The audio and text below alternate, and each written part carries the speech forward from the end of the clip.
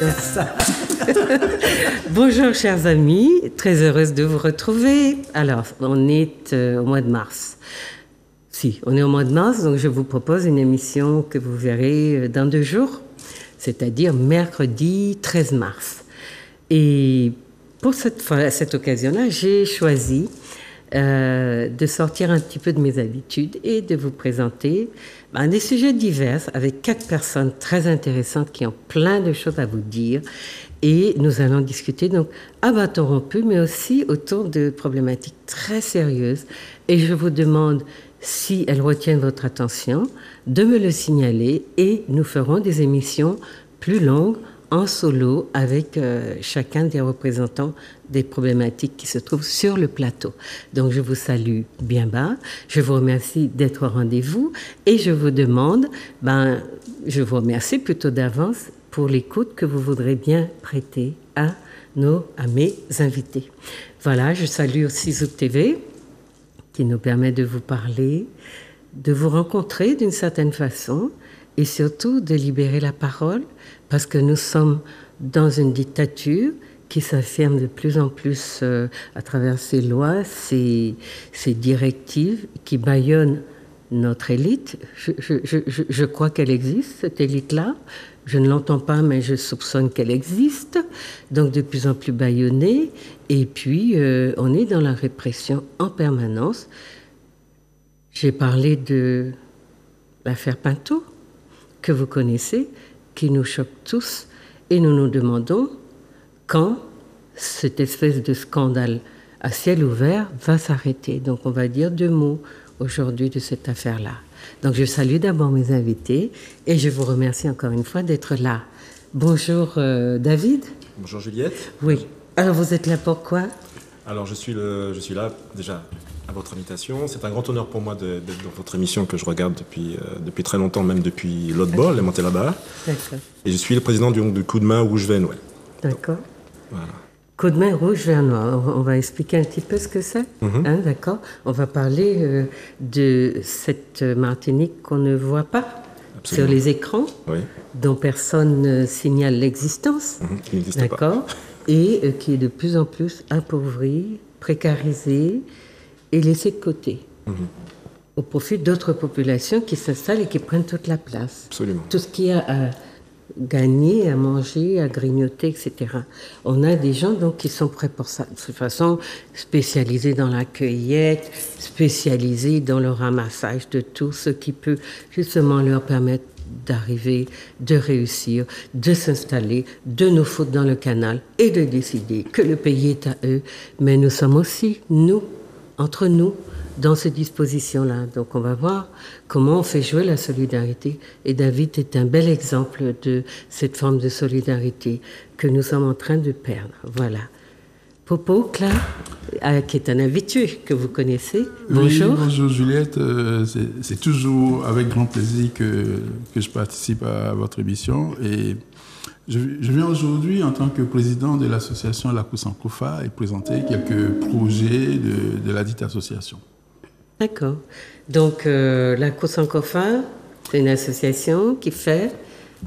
Alors, pour le dire rapidement, qui fait du panafricanisme économique, qui voudrait faire du panafricanisme économique, et oui. J'exposerai ce qu'on entend par panafricanisme économique. Vous avez plusieurs pôles d'activité. Voilà, donc on développe différents projets dans ce que on appelle dans le langage commun économie sociale et solidaire. Et solidaire. Voilà. Bonjour Maryse Duhamel. Bonjour. Oui. Vous êtes là pourquoi Maryse ? Je suis là parce que vous m'avez invitée de manière tout à fait impromptue. Tout à fait. Et inattendue vraiment. Et donc, comme nous avions discuté de certains sujets, donc vous avez souhaité que je puisse les exposer devant les téléspectateurs. Notre public, oui. Et en fait, mes réflexions, mes observations vont porter essentiellement sur l'état global de la société dans laquelle nous sommes, du paradigme dans lequel nous vivons, et des conséquences pour nous, en tant que colonisés, en tant que peuple qui demande réparation, ça c'est très important, et puis surtout voir dans ce contexte-là, dans ce contexte de déchéance totale de la société, ce que, à notre niveau, en tant que Moun, en tant que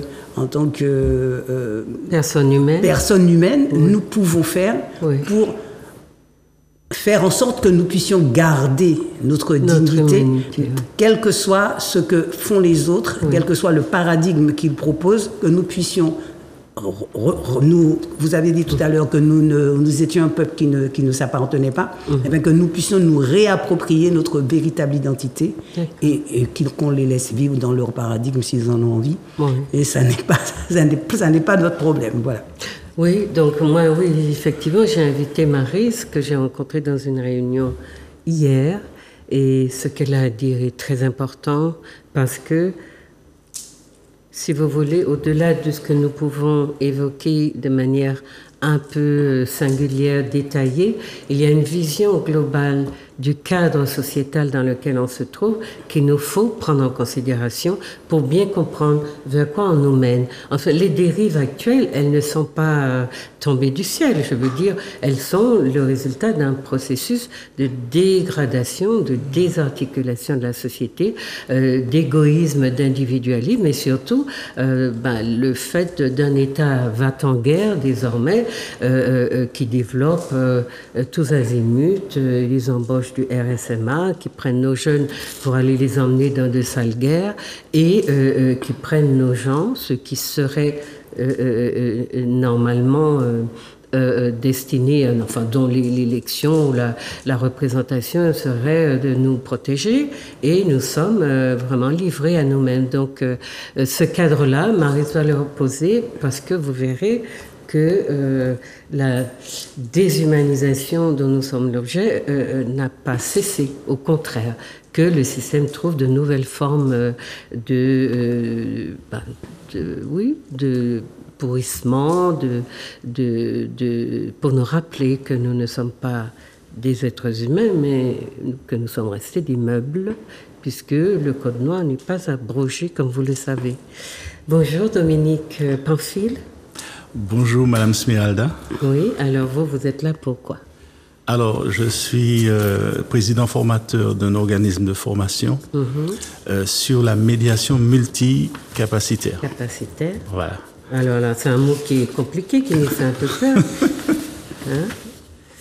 Ça nous fait un peu peur, non? Qu'est-ce que vous voulez? Vous allez nous parler. Alors, multicapacitaire. C'est une activité nouvelle? C'est une nouvelle science de coordination des compétences au service de l'humain. Alors, multicapacitaire, parce que cela implique des connaissances diverses en matière de sociologie, de psychologie, de négociation en situation de crise majeure.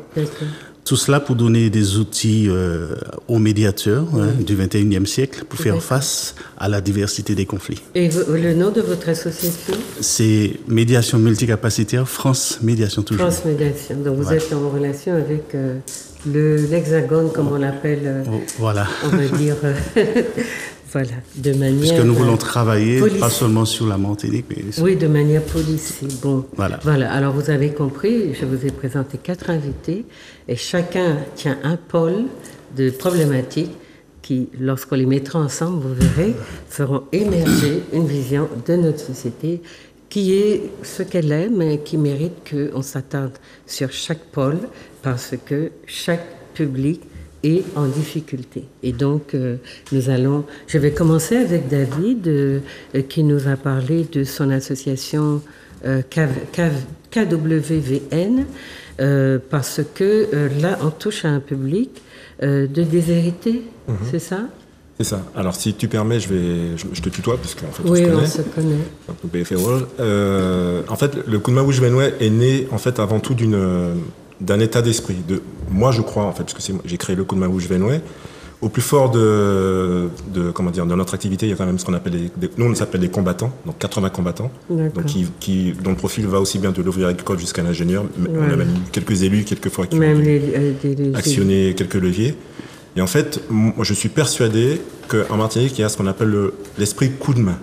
En fait, nous, on dit coup de main, c'est un concept qui est normal, qui machin, mais il y a quelque chose. J'ai un peu voyagé, même en Afrique.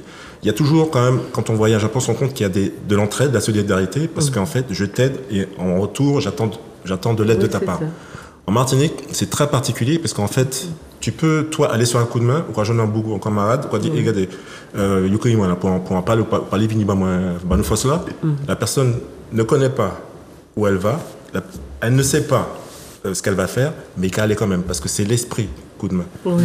Et pour moi, c'est primordial. C'est pour ça d'ailleurs que bon, c'est aujourd'hui, comme je te connais, que j'apprécie beaucoup ton travail depuis longtemps, donc j'ai accepté de dévoiler un peu mon identité physique. Mais sinon, en fait, j'ai toujours refusé d'incarner moi cet esprit coup de main, parce que c'est nous toutes, c'est l'esprit matinique. Oui, c'est donc ça peut pas être une personne. Donc j'ai toujours mis ça de côté. Bon là, je le fais parce qu'à un moment il faut un peu parler, puis on est sur une voie quand même de visibilité un peu plus accrue. Oui. Et donc c'est super important. Donc en fait, oui, par rapport à ça. C'est une ONG. C'est une ONG, donc ça porte bien son nom, organisation non gouvernementale. C'est-à-dire que nos corps fonctionnaires, les poids comme nous, on n'a pas de subvention. Chaque fois qu'on a besoin d'argent, on fait des cagnottes qui fonctionnent assez bien en général. Parce qu'on a du matériel à acheter, on a une dame à aider au Lorrain, on a une dame à aider à Trenel, on fait pas mal de choses. Et aussi sur les maraudes. Les maraudes, puisqu'en fait on a pas mal d'activités, hein, que ce soit le jardin, que ce soit les enfants, que ce soit l'éducation, et aussi donc l'éducation donc des enfants, mais aussi au numérique, puisqu'on fait des ateliers numériques, et aussi au social dur, ce qui est social dur vraiment, puisqu'on a aidé pendant le Covid, puisque l'association est née. Enfin, l'organisation, j'aime pas trop dire association, même si on a pris le format. L'organisation, parce que quand on dit organisation, c'est vraiment structuré. Oui, et voilà. vous êtes un groupe important. Quand tu parles de 80 combattants, vous êtes autant dans le combat en permanence? Non, maintenant moins, parce qu'en fait 2023 était une année où je me suis concentré sur d'autres activités, sur la formation. Donc j'ai un peu mis ça de côté. On a continué à faire les maraudes, mais beaucoup moins fréquemment qu'avant, puisque donc les maraudes consistent à aller sur le terrain, rencontrer des gens qui souffrent, qui ont besoin de boire et manger, et leur apporter donc leur pitance. C'est ça. En fait, nous comme nous fonctionnons le POACO, donc en fait, le principe c'est d'aller donner enfin de la nourriture, mais pas que de la nourriture. Hein, tu as vu, parce que tu as participé à une maraude, donc tu sais de quoi tu parles. Et en fait, c'est vraiment l'apporter non seulement de la nourriture, mais aussi du soutien et du dialogue. On force personne. Et dans des endroits qui sont vraiment difficiles, là où en fait les autres organismes professionnels ne vont pas forcément, et surtout à des horaires où ils ne vont pas. C'est-à-dire que nous, nos maraudes commencent en général vers 19-20 heures et on finit souvent vers minuit, 1h du matin, voire 2h du matin. Et on va dans des quartiers très très chauds, très durs. Et on est confronté vraiment à tout ce que la société martiniquaise peut comporter de personnes en grande souffrance. Et donc on leur donne un repas, mais on parle, et c'est vraiment... On nous appelle les rouges dans la rue, en fait. Parce qu'on est... Vous avez des t-shirts rouges. Avec le coup de main rouge VNW. Et en fait, donc au plus fort en fait, de notre activité, on donnait 75 repas, une fois par semaine, aux gens dans la rue. Donc c'est autofinancé, c'est-à-dire ces repas-là sont à vos frais. Absolument. Et comment est-ce que cette idée de... Parce que ça, c'est... théoriquement le travail d'institutions qui reçoivent des subventions de l'État ou des collectivités. Pourquoi est-ce que c'est vous qui vous occupez de ça? Parce qu'en fait, je rappelle, on a commencé vraiment pendant le Covid. Et pendant le Covid, en fait, les gens ont fait ce qu'ils ont pu, mais il y a des moments où il n'y avait plus la Croix-Rouge, il n'y avait plus les témoins de Jéhovah, parce qu'en fait, ils donnent aussi, témoins de Jéhovah, il n'y a plus des adventistes. Il y a beaucoup de particuliers, parce qu'il y a aussi des particuliers qui donnent de manière anonyme en fait, aux SDF. Il n'y a plus personne. Et en fait, je me suis dit, moi je suis un patriote, je revendique, rouge, vert, noir. Et en fait, on se dit, c'est pas possible que nous sommes des combattants, on se considère comme des combattants, des patriotes. Un patriote doit avant tout servir son peuple, avant tout, à mon avis. Et donc on s'est rendu compte qu'il y a une partie de la population qui était complètement délaissée. Et quand on est arrivé, et donc l'idée est née de ça, en fait, de se dire, attends, il n'y a pas moyen que ces personnes, qui en temps normal déjà, ne sont pas les plus favorisées de la société, n'aient plus rien, il n'y avait plus rien. Et quand on a commencé à faire les maraudes, il y avait des gens qui n'avaient pas mangé depuis 2 ou 3 jours, 4 jours. Il y a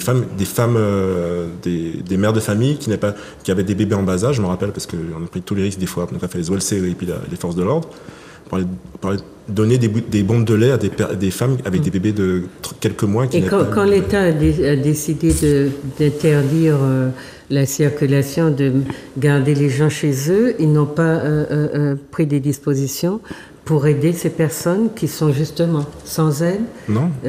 D'accord. Non, pas du tout. Et même au début, c'était un peu chaud pour nous. On sortait dans la rue, on a eu des coups de pression de la BAC, de la police, des coups de pression. On a même eu des arrestations. Oui. Et il y a une fois, ils nous ont attendus, je me rappelle à Carrefour Mao, ils nous attendaient clairement. Et ils nous ont vraiment, vraiment embêtés, enquiquinés, comme on dirait là-bas. Mais de toute façon, c'était... Les gens qui sont dans le coup de main rouge jeunesse sont des gens engagés. C'est ça. Vraiment engagés. C'est une action militante. Oui. Mais en même temps, effectivement, vous faites des actions qui, normalement, seraient du ressort de l'État ou des institutions. Oui, absolument. D'accord. Mais malgré ça, vous n'êtes pas aidé. Non. Vous n'êtes pas aidé. Alors, donc, vous avez décidé de faire cette action-là sous le label KWVN. Voilà. Coup de main rouge veine. Ouais. Oui, pourquoi? Parce que l'esprit du coup de main dont j'ai parlé, et puis il y avait la notion de rouge, vert, noir était super importante. Maintenant, on voit le drapeau rouge, vert, noir un peu sur tous les frontons et c'est génial. Là, je suis à côté de quelqu'un pour lequel j'ai énormément de respect aussi, Madame Duhamel. C'est des gens qui se sont battus bien avant nous. Voilà. Et en fait, pour moi, c'était super important qu'à un moment on dise que je vais me permettre d'être un peu pas grossier, mais les militants RVN, ce ne sont pas que des gens qui ne pensent qu'à détruire, qu'à entre guillemets foutre le bordel. Ce sont des gens qui ont envie de construire, qui ont envie d'aider la population, qui sont engagés, qui sacrifient leur vie, voire même leur vie et leur avenir même, parce que il y a pitié. Donc quand tu es estampillé RVN, c'est compliqué après. Bien sûr. Donc il était important pour moi que ce soit clairement affirmé que c'était rouge, vert, noir. Mais j'avais déjà commencé avant, puisque en fait j'avais fait les couscouris rouge, vert, noir. Oui. Et puisqu'en fait quand je suis arrivé en Martinique, je me suis rendu compte que quand on parlait de rouge, vert, noir aux gens, c'était quelque chose. Hein. C'est diabolisé. C'était diabolisé à fond. Et je me suis dit, mais attends, moi je vais faire, puisqu'en fait le combat était déjà mené depuis très longtemps, avec des Gersa Malsa, le MIR, le CNR. Il y a des leaders ou leaders d'opinion comme Anissa Bertrand. Comment tu as dit Modémas? Oui, c'est ça. Modémas. C'est le premier. Voilà. C'est ça, oui. Mais je me suis dit qu'il fallait porter ces couleurs. Donc en fait, je me suis mis en tête brûlée, de faire un couscouri tous les dimanches. Donc ça a duré 8 mois et demi. J'ai fait toutes les communes de Martinique avec le drapeau rouge, vert, noir en bandeau. Donc des fois, je l'ai fait seul, puis d'autres fois, il y avait 10-12 personnes avec moi. D'accord. Mais au début, donc c'était les moqueries, les jouets, l'oba. Et puis après, les gens nous encourageaient. D'accord. Donc on va revenir à ton travail, parce qu'il faut... Je pense que tu as fait un bilan, vous faites régulièrement un état des lieux, parce que là, on n'est pas vers une régression des phénomènes, mais au contraire, une augmentation. Parce que la précarité est très forte chez nous et que les gens sont vraiment livrés à eux-mêmes, abandonnés. Donc on a des instances comme le Fourneau, la banque alimentaire, qui nourrissent aussi beaucoup de... Mais le travail que vous faites à côté, sans aucune subvention, a aussi beaucoup de retombées. Vous avez un public maintenant qui vous connaît, parce que, voilà, j'ai vu une fois, donc comment... les gens sont très méfiants quand on parle de sans domicile fixe, même s'ils vous demandent, mais ils sont très méfiants. Et vous avez réussi à gagner la confiance de beaucoup, beaucoup de gens. Enfin, je dis vous, l'équipe, hein? C'est vrai. Et ce sont des personnes, en plus, qui ne vont pas qui ne vont pas à l'assise, qui vont pas au. Ce sont des gens qui sont vraiment livrés à eux-mêmes parce qu'on va dans la mangrove, on va au Lamentin près du cimetière, on va sur Fort-de-France. Ce sont des gens qui ne. Ils font les poubelles souvent. Ouais, qui ne vont pas en fait. C'est vraiment des exclus. Oui. Alors il faut aller dans Fort-de-France à partir de 8h du soir pour voir les gens. Les trottoirs sont très habités chez nous. Ils sont très habités, ils n'ont rien. Et voilà. Donc tout d'un coup arrive, des gens avec de la nourriture et puis des repas bien équilibrés. Oui, on fait attention. En plus, on a des jardins, donc tant qu'à les nourrir. Pendant le Covid, on leur donnait des rimèdes rasiers, du thé rimède rasier. On leur donne de la nourriture saine et équilibrée. J'ai un jardin, et puis on avait un jardin au coup de main où je vais qui s'appelait Jardin de Martinique. Et on cultivait pour leur donner. Et ce sont des personnes, oui, qui apprécient ce qu'on fait. Mais ce sont des personnes, par contre, si j'ai un message à passer, c'est que j'ai vu souvent plus de valeur dans la rue que dans la société. J'ai vu des gens qui n'avaient pas grand-chose, qui des fois... Parce que, en fait, imaginez-vous, vous distribuez 40 repas, 39 repas, 38, et puis il faut se battre parce que beaucoup demandent deux, même si nos portions sont assez grandes, ils demandent 2 repas. Donc moi, je suis obligé de faire la police parce que les combattants, elles ont du cœur, ils et elles ont du cœur. Parce qu'il faut pas oublier que nous, en fait, on allait dans la rue avec des repas, mais aussi il y avait une équipe médicale avec nous. Hein. Il y a des infirmières qui sont dans le coup de main. Donc on a soigné des fois des gens dans la rue. On a fait des dossiers pour des personnes. Il y a des personnes qui sont sorties de la rue qui ont fait des cures de désintoxication au crack, parce qu'il y a beaucoup de craqués dans la rue, et à l'alcool. Et en fait, quand vous leur apportez ça, oui, il y a une réputation, oui, il y a la confiance qui s'installe. Oui. Au début, c'était chaud. Hein. Au début, c'était chaud, ils ne te connaissent pas. Surtout quand ils sont drogués. Oui, au début, c'était chaud. Mais c'est ça. Et surtout, on ne leur pose pas de questions. S'ils veulent parler, ils parlent et on ne leur pose pas de questions. Mais on en a entendu discuter quelques-uns. On est frappé par leur niveau intellectuel. Ah, oui. Et on dit, voilà, donc c'est purement matériel. C'est une déchéance qui est matérielle. Et parce que la société ne leur offre pas de place. Ou alors, la place qu'ils voudraient occuper, elle est prise aussi par d'autres. C'est un peu ça. On va revenir, donc, chers amis, important de comprendre que, effectivement, le substrat de notre civilisation, c'est l'entraide. Donc, il y a différentes manières d'aider, de s'entraider, mais ce souci dont parle David, même d'aller aider, même quand on ne sait pas vraiment dans quelle action on va s'intégrer ou s'insérer, c'est important de comprendre que on a, en plus, en tant qu'être humain, ce besoin de, peut-être, d'aider quand on n'est pas totalement dénaturé par la civilisation occidentale qui nous a appris à ne regarder que notre nombril. La nôtre nous a appris à regarder autour de nous. Et donc, voilà quelque chose de fabuleux que fait l'association qui est une ONG, KW... VN. Voilà, on va revenir à David tout à l'heure. J'aurais voulu... Donc, on va écouter Maryse sur ces 2 choses mais vraiment très importantes. Mais est-ce qu'on peut dire un petit mot de ce qui se passe avec Pinto, Hervé Pinto? Oui, alors... Concernant Hervé Pinto, c'est un homme qui possède des terres aux 3 îlets qui viennent de ses parents. Ils sont nombreux, ils sont très nombreux, je crois, ils sont 10, 12, 13, je ne sais pas combien. Voilà, une grande famille. Héritiers, et ils sont dans l'indivision. Et cet homme a découvert, il y a déjà un moment, que une société, je crois une SCI, je ne sais pas exactement la forme de l'institution, mais en tout cas, quelqu'un était en train de vendre des terres, de s'approprier des terres et de les vendre, et bien sûr, pas à n'importe qui, mais essentiellement à ceux venus du grand froid. Même si la planète se réchauffe, il y en a encore beaucoup qui cherchent le soleil. Et donc, il a fait des procès, il a gagné ses procès. Alors, il faut dire qu'apparemment, il n'a pas été beaucoup soutenu par ses cohéritiers. Mais, quoi qu'il en soit, il avait la qualité, en tant qu'héritier, pour tenter de sauver l'héritage de ses parents. Et puis, donc, il a eu des jugements qui lui donnaient raison, qui ont donc annulé les ventes qui avaient déjà été faites, qui a dit qu'effectivement, c'est la succession des sieurs Pinto qui étaient propriétaires des terrains en question. Et avec fort de ces décisions, M. Pinto a tenté de faire expulser, de faire partir ces gens de sa propriété. Et donc, c'est là que vraiment le combat commence, parce que non seulement il n'a pas pu obtenir cela, malgré, je ne sais pas depuis combien de temps ça dure, mais c'est vrai que ça dure depuis très longtemps. 13 ans 26 ans. 26 ans, ouais. Mais malgré cela, mais en dépit des jugements qui ont été rendus, et qui reconnaissent, non seulement qui reconnaissent la propriété Pinto, mais qui surtout annulent les ventes qui avaient pu être effectuées. Ils ont continué à vendre.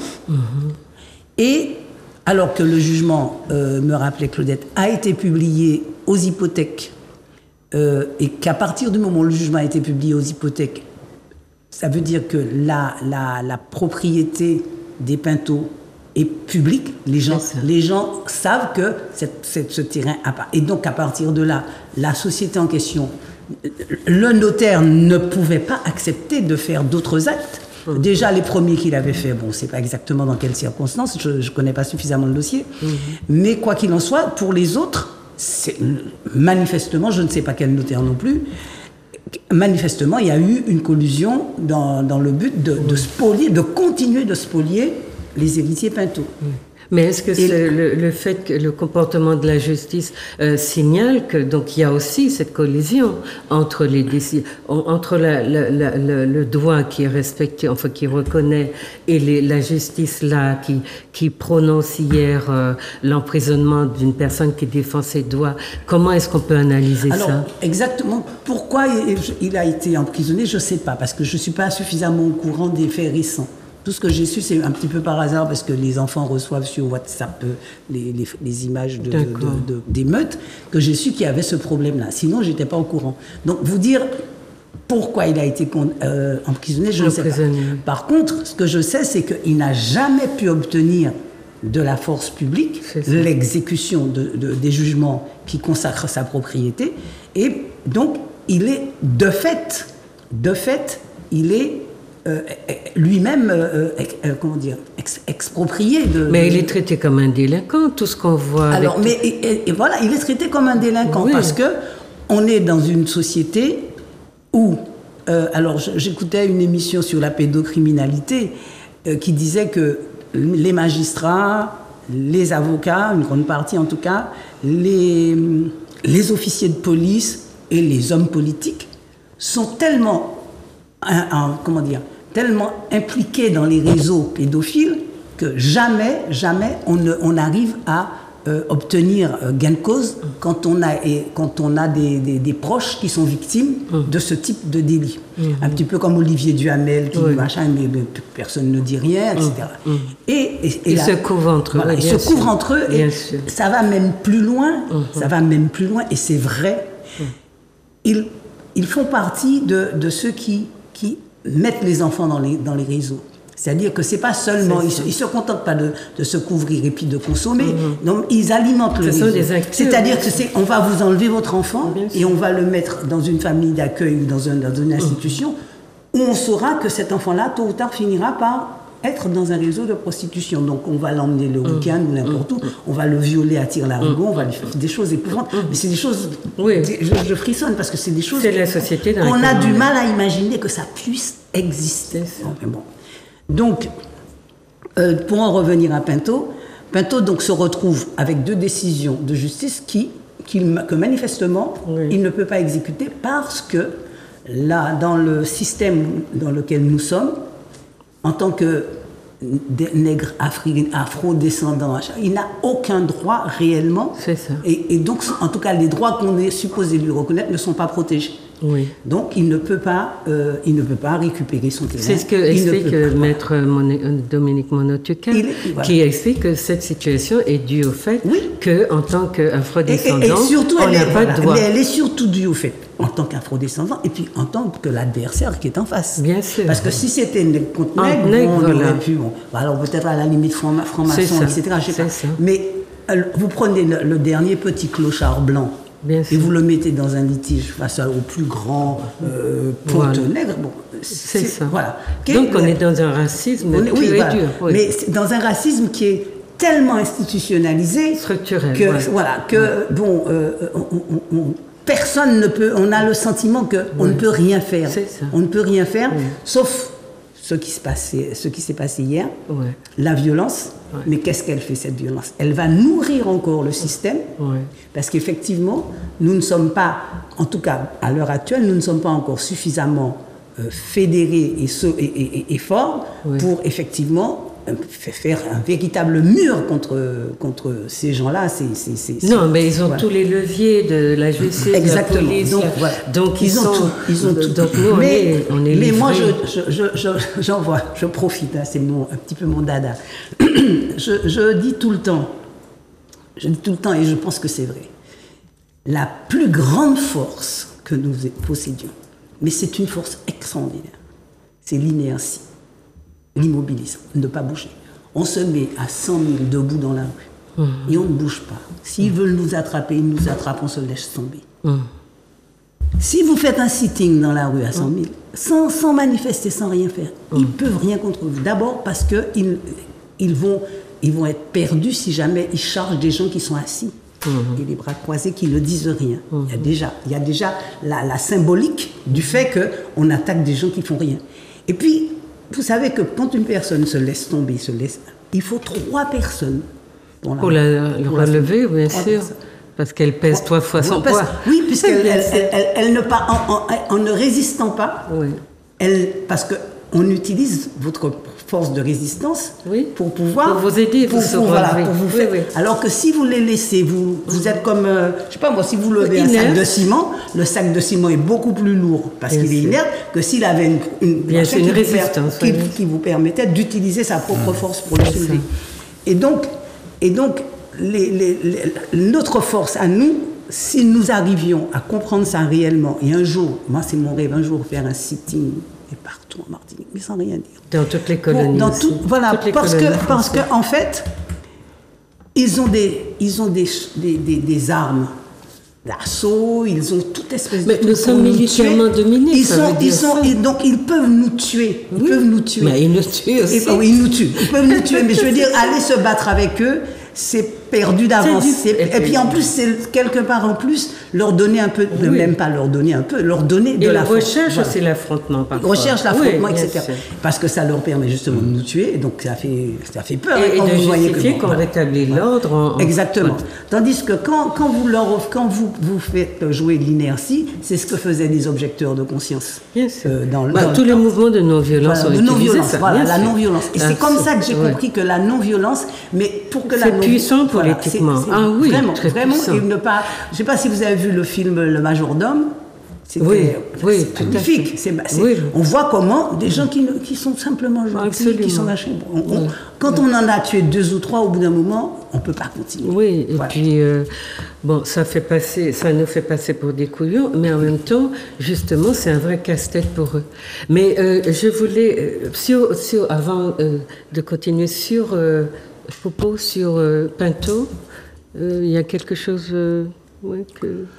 Oui, enfin, j'apprécie particulièrement que l'action se soit dénommée Coup de main, qui fait écho à un ouvrage que vous avez publié il n'y a pas si longtemps, enfin il y a quelques années déjà, La culture de l'entraide, et aussi à un autre ouvrage d'une autre sœur en Guadeloupe sur les mêmes questions. Oui, et effectivement, Lucianie Lanoir. Voilà, Lucianie Lanoir. Effectivement, le poser comme ça, comme une pratique ancestrale qui est réhabilitée, me paraissait très important. Nous avons beaucoup de ressources en nous-mêmes, dans notre histoire, dans notre civilisation, pour parfois combattre certains aspects des difficultés qui nous sont faites aujourd'hui. Et il n'y a pas besoin d'aller beaucoup plus loin. Non, on va puiser dans notre civilisation. Pour se réarmer. Et j'apprécie particulièrement cette dénomination de coup de main qui réhabilite une pratique qu'on retrouve partout en Martinique depuis des siècles, y compris aujourd'hui encore.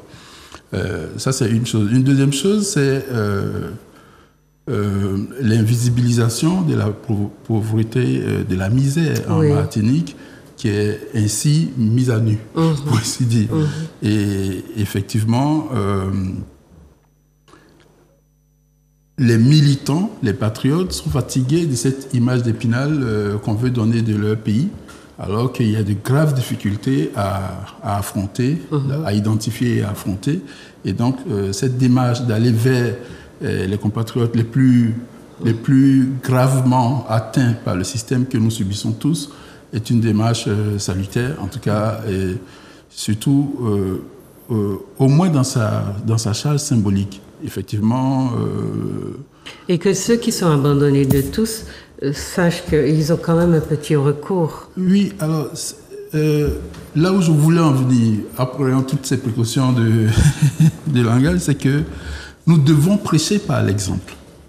C'est-à-dire briller sur les plateaux, dans les conférences, c'est bien, mais prêcher par l'exemple, c'est indispensable pour regagner cette confiance que nous avons perdue les uns dans les autres. Et d'ailleurs, ce que David explique, c'est qu'au début, c'était compliqué. Les gens, ils n'ont jamais été habitués à ce qu'on voit, qu'ils sont en difficulté, ils sont invisibilisés. Ils se disent, non, ceux-là, ils ont quelque chose. Qu'est-ce qu'ils nous veulent, en fait? Et jusqu'à ce que la confiance se rétablisse. Et c'est à l'image de toute la société. Nous avons beaucoup de difficultés d'avoir confiance les uns dans les autres pour mobiliser la principale énergie dont nous disposions, c'est-à-dire unity strength, c'est-à-dire la force de notre nombre qui est en train d'être mis en péril par certaines, parce qu'on appelle le génocide par substitution. Donc voilà, cet exemple est particulièrement salutaire au titre de prêcher par l'exemple. Nous devons venir dans la société avec des solutions, si modestes soient-elles, pour convaincre les nôtres qu'il y a d'autres façons de faire et que nous souhaitons initier ces autres façons de faire. Voilà ce que je voulais dire s'agissant du travail que David et ses camarades effectuent. Quant à l'affaire Pinto, je ne l'ai pas suivi. J'ai retenu seulement, en plus de mes discussions, notamment avec Dan Milieuco sur le plan juridique, le fait qu'ils sont propriétaires et qu'il y a des personnes qui prétendent avoir acheté de bonne foi des parcelles sur une terre dont la famille Pinto est propriétaire, que par ailleurs, il y a aussi des difficultés dans la fratrie pour mener une action. C'est ce qu'on disait encore, c'est la confiance les uns dans les autres pour que le nombre fasse force pour mener une action concertée. Et puis, évidemment, il y a l'institution judiciaire qui est très forte en deux poids, deux couleurs. Deux poids, deux mesures? Non, la version martiniquaise, c'est... bon, bref, deux poids, deux mesures, on va dire ça comme ça, qui est très forte en cela. Donc, d'une part, posée par des jugements que le Pinto est bien propriétaire, et d'autre part, il ne se passe pas une semaine sans qu'on ne voit sur les réseaux sociaux une arrestation du propriétaire. En fait, il y a un vrai harcèlement de... Arrestation, emprisonnement, arrestation, emprisonnement, arrestation, emprisonnement, et par ailleurs, on ne voit aucun acte de mise en exécution des jugements qui lui ont été sont favorables. Donc, enfin, bon, oui. Bon, voilà. Mais maintenant, c'est la prison. Depuis hier, c'est la prison. Personnellement, voilà, je n'ai pas suivi l'affaire pour en dire davantage, mais il est bien entendu que c'est encore, voilà. Voilà.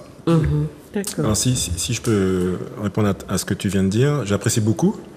Il faut savoir une chose, c'est qu'en fait, le coup de main au Genève n'a jamais eu pour objectif de pallier à toute la misère qu'il y a en Martinique. Il faut comprendre en fait que nous, on croit vraiment dans l'esprit coup de main et que ce qu'on a voulu faire, c'est surtout le réveiller. Donc ça rejoint ce que tu as dit. Réveiller l'esprit coup de main qu'il y a en Martinique en fait. Donc ça, enfin, j'allais parler en martiniquais, mais ça, ce qu'on veut, c'est vraiment, enfin, ce qu'on aurait souhaité, c'est qu'il y ait un tas d'initiatives comme le coup de main. Un tas, un peu partout quoi. Qu'on soit pas les seuls. Bon, il y a eu des choses qui se font, il y a des coups de main qui se font encore en Martinique, hein, Dieu merci. Mais en tout cas, dans ce domaine-là, on n'est pas nombreux. Non. On n'est pas nombreux. Donc voilà. Et puis par rapport à Pinto, bon, immense solidarité. On était chez lui avec le coup de main pour lui apporter notre soutien. Il y a une chose aussi qui est frappante quand on rentre ici, c'est ce qu'on appelle l'indivision en fait. C'est-à-dire qu'il nous arrive ce qui nous arrive parce que nous sommes ce que nous sommes. Oui. Enfin, il y a un moment, il faut dire les choses clairement. Le résultat de notre c'est juste le résultat de ce que nous sommes. Nous pas quand on est puis frais, puis sait, puis matin, puis. Donc c'est pour ça. C'est même pas obligé. C'est l'histoire. C'est même pas obligé que ce soit de la mésentente. Mais quand il y a beaucoup d'héritiers comme ça, il y a une espèce de désintérêt. Souvent. Oui, parce que moi, je vois dans ma famille, il y a un désintérêt. On a une grosse maison là, mais on est 12 dessus. Chacun a sa maison. Et s'il y a un désintérêt, pourquoi tu veux pas que ton frère vende? Mais oui, non, mais c'est pas ça. C'est qu'on essaye de vendre, mais comme là, par exemple, j'ai perdu des frères et des sœurs qui sont décédés. Il a fallu aller chercher, demander des procurations aux héritiers qui sont à l'étranger, etc. Ça prend un temps fou. L'acte tombe, le vendeur s'en retire. On se retrouve gros gens comme je veux, à chaque fois. Mais à chaque fois. Alors en fait, au bout d'un moment, moi qui étais très zélé pour ça au début, Depuis que je suis oui, vous laissez j'ai dit, bon, mais est-ce que la loi sur l'indivision n'autorise pas justement cette appropriation par l'État ou par des... Oui, mais ce que je veux dire, c'est que là, par exemple, dans notre cas à nous, il n'y a aucun problème. Tout le monde est d'accord. Tout le monde est d'accord. Ce sont les pesanteurs. Mais les pesanteurs. Et puis on n'est pas dans l'urgence. Ils ne sont pas dans l'urgence, c'est vrai. Je voudrais quand même préciser mon propos sur ce point. J'ai entendu dire qu'il y a, dans la fratrie Pinto, il y a 12 ou 13 personnes, etc. Mais Maître Jamel a bien précisé que Hervé Pinto, tout seul, était tout à fait en droit de revendiquer la propriété, de mener une action de justice judiciaire avec ou sans une coordination des autres. Donc, je ne voulais pas préjuger de cela. J'ai simplement dit que parfois, cette difficulté a fait bloc. Nous n'utilisons pas suffisamment, mais ce n'est pas ça qui va expliquer le fait que les jugements qui sont rendus ne soient pas exécutés en sa faveur. C'est pas ce que j'ai voulu dire. Je voulais entendre M. Dominique Pamphile, vous voulez vous exprimer sur ça ou on passe? Non, je veux saluer le travail de David pour ce qu'il fait, parce que c'est un travail extraordinaire. Pas tout seul, Pas tout seul, mais en tout cas, je salue ce travail puisque je fais partie d'une fédération, donc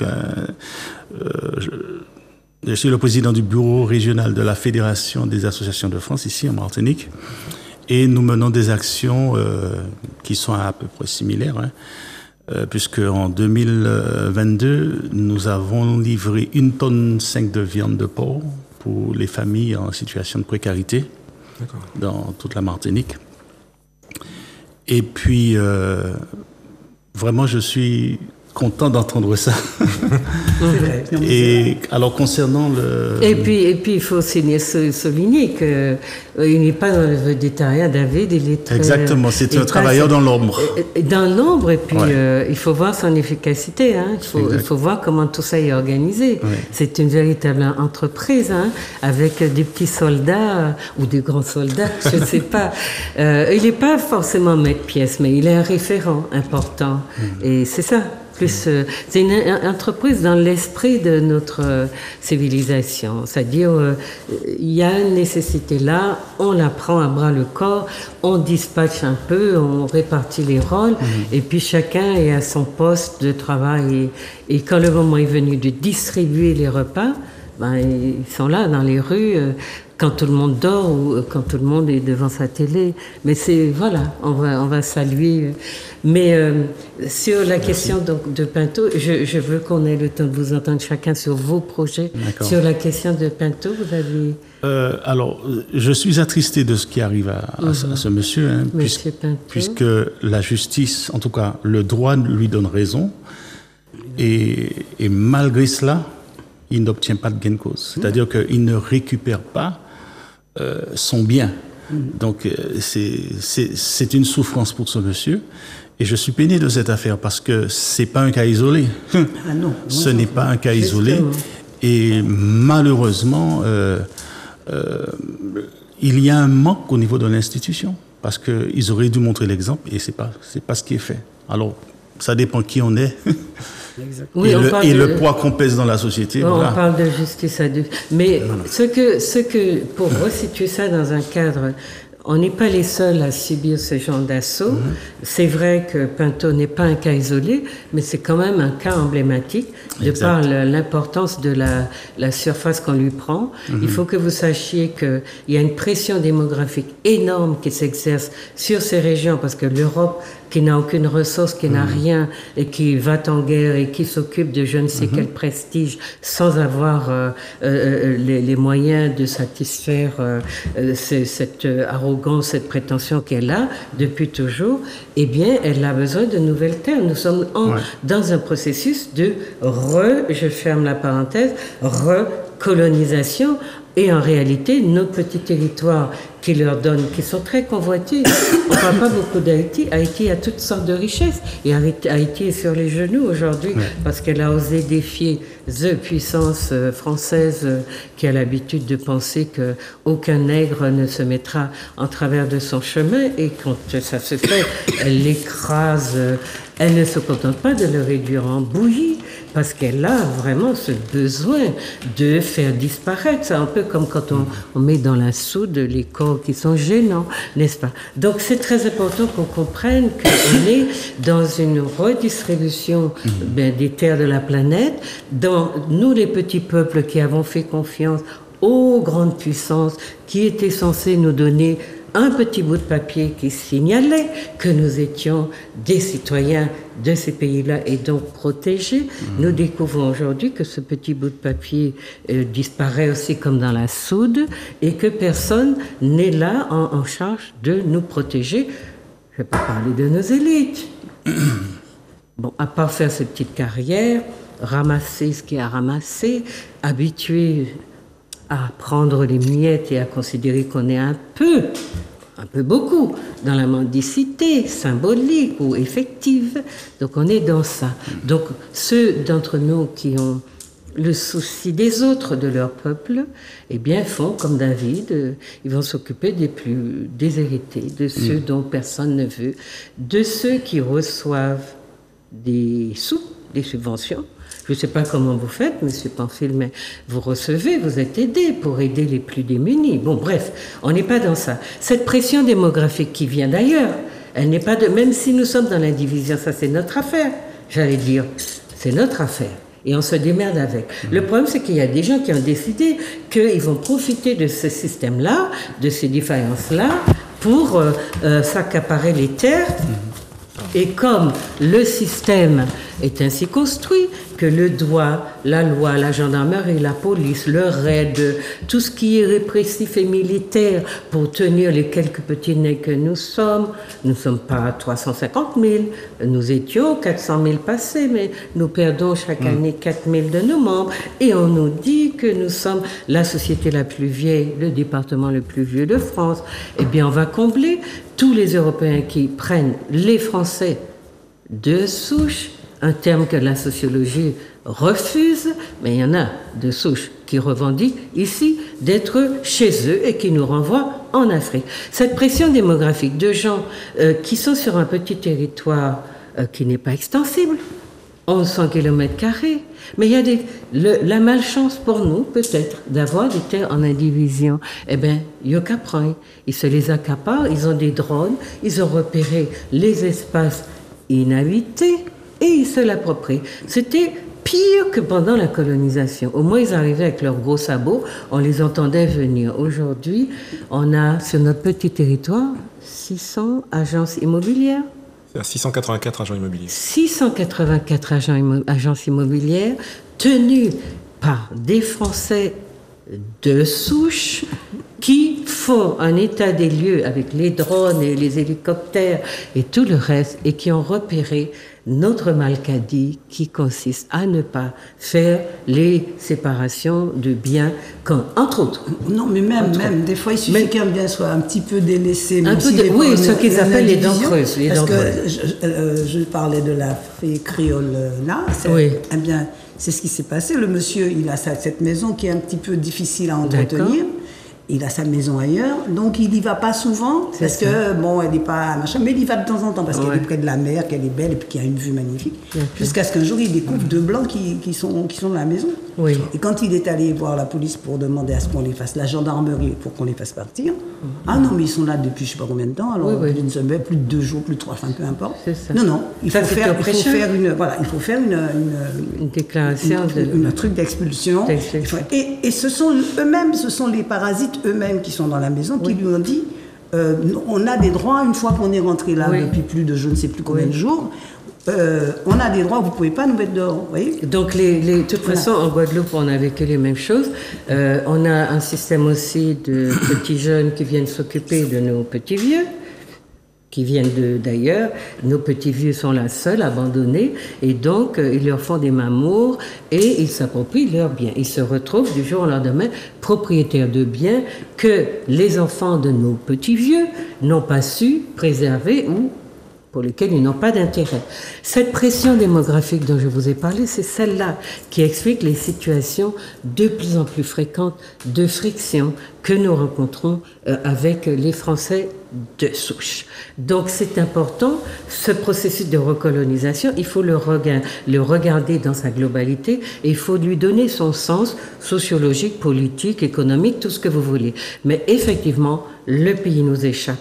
Parce que les institutions qui sont là pour protéger, eh bien, le droit, faire qu'il soit effectivement appliqué, eh bien, sont au service des Français de souche et puis d'autres Européens, puisqu'en Guadeloupe, c'est un problème de Suédois qui occupent un grand espace, un grand hôtel et qui n'embauchent que des gens leucodermes. C'est très important que nous comprenions cette espèce d'invasion et qui avance à grands pas parce que la France nous a toujours dit qu'elle a son armée, sa gendarmerie, sa police là où les intérêts de ces populations sont à préserver. Donc nous qui avons eu la naïveté de croire que nous étions protégés par notre petite carte d'identité, ils font comme pour Kémy Séba et disent « je n'ai fait que vous l'emprunter ». Donc, quand vous sortez des rangs, on vous reprend votre petit papier et tant pis pour vous qui avez été si couillons d'y croire.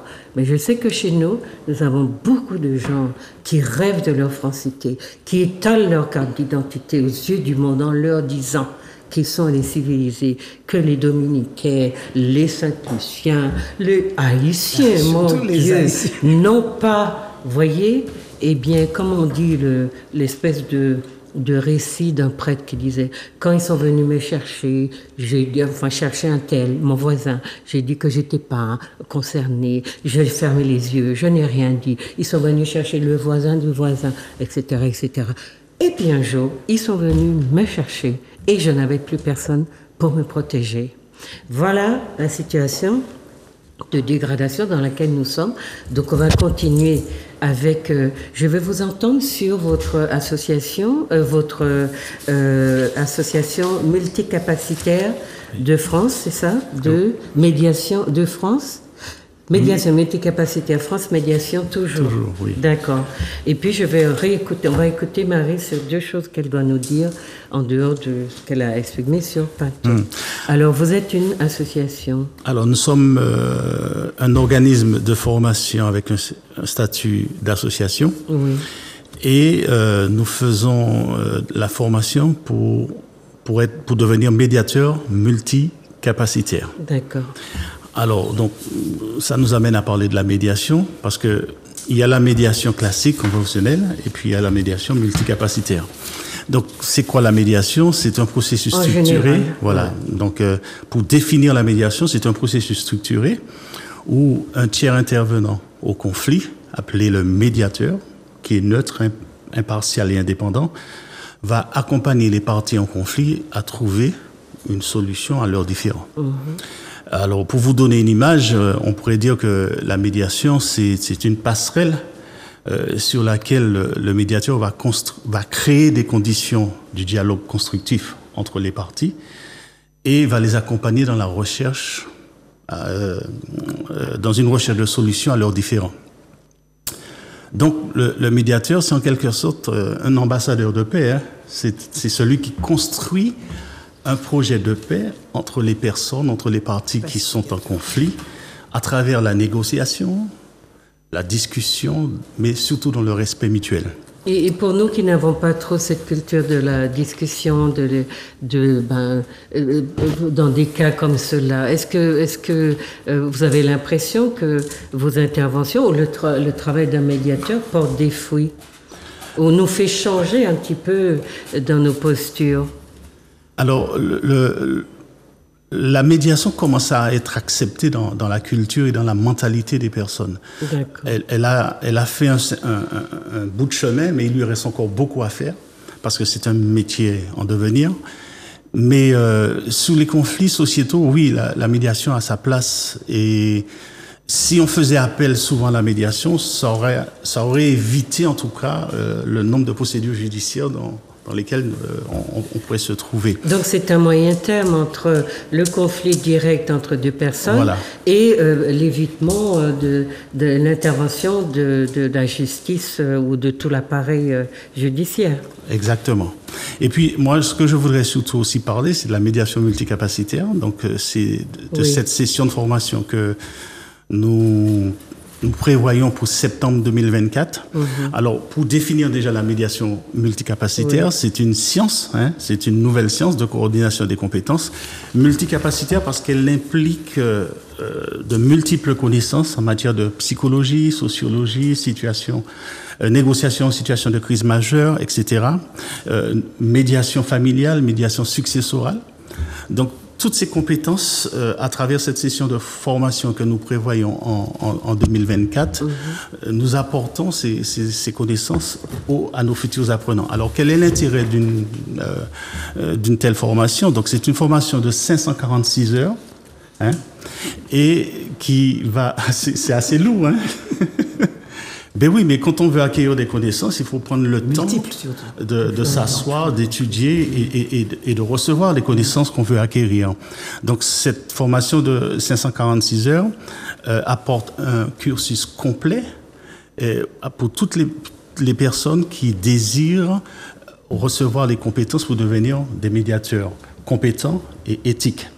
Et puis, elle rassemble aussi un ensemble de matières qui va permettre aux médiateurs d'exercer immédiatement la profession à la fin de leur session, tout en bénéficiant d'un accompagnement des médiateurs seniors sur une période de entre 6 et 12 mois. C'est-à-dire, qu'est-ce que cela veut dire concrètement? C'est que nous allons accompagner les médiateurs lors de leur première médiation.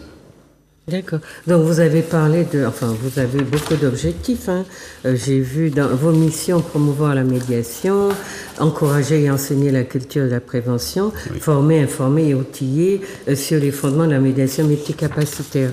Donc par rapport à la médiation, on va dire normale, classique, vous apportez quoi en plus? Alors la différence entre la médiation classique dite conventionnelle et puis la médiation multicapacitaire, c'est que le constat que nous avons fait, en tout cas notre équipe pédagogique, à l'ère de ce 21e siècle dans lequel nous sommes, c'est qu'il y a une diversité de conflits sociétaux. Et donc la médiation classique ne possède pas suffisamment d'outils pour faire face à cette diversité de conflits qui ont des origines différentes. Donc la médiation multicapacitaire va apporter plus de connaissances aux médiateurs d'aujourd'hui pour pouvoir faire face à cette diversité de conflits. D'où la durée de vos formations. Voilà, d'où la durée de la formation. Parce que s'il y a diversité de conflits, il y a les origines. Cela veut dire que les origines des conflits sont différentes. Mais j'ai cru comprendre que qu'il y a plusieurs offres sur le marché. Est-ce que pour entrer dans ce type de métier, on n'a pas besoin d'une bonne connaissance du terrain, de la culture, comment on vient exercer comme ça un métier de médiateur comme quand on vient enseigner les maths? Quelle est la différence pour nous? Alors exactement, donc notre constat ici, en tout cas en Martinique, c'est de dire que les médiateurs, en tout cas ceux ici en Martinique qui sont intéressés à devenir des médiateurs, c'est-à-dire pour devenir compétents en matière de gestion des conflits, et j'entends par gestion des conflits quels sont les outils qu'on va mettre en place et les actions qu'on va mener dans l'objectif d'une résolution des conflits. Donc, ici en Martinique, nous sommes un territoire particulier, avec une culture particulière. Nous sommes une société post-esclavagiste. Donc, les Martiniquais... Non, c'est domination coloniale.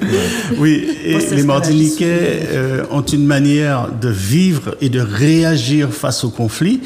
Et on ne peut pas utiliser les outils de l'Occident pour pouvoir régler les conflits d'un territoire aussi insulaire que celui de la Martinique. Voilà. Donc la question de connaître le terrain, de bien comprendre justement, parce que 80%, peut-être un peu plus, des conflits aux Antilles, comme on les appelle, sont des conflits familiaux, sont dans la proximité. Donc quand on vient exercer comme ça, ou apprendre, ou vouloir exercer sur un terrain comme le nôtre, il y a une exigence à avoir, celle de bien comprendre la culture du pays. Parce que je sais que dans les écoles, cet effort-là n'est pas vraiment fait. Tout le monde vient, s'assied et nous dit, voilà, on est dans l'universalisme le plus éclairé, et chacun vient nous dire comment exercer notre métier.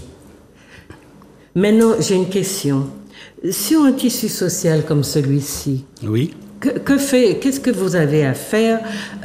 Comment est-ce qu'on peut insérer? Parce que je vois dans vos missions, favoriser l'harmonie, réconcilier les opposés, promouvoir l'inclusion en dehors de tous les services que vous offrez. D'accord?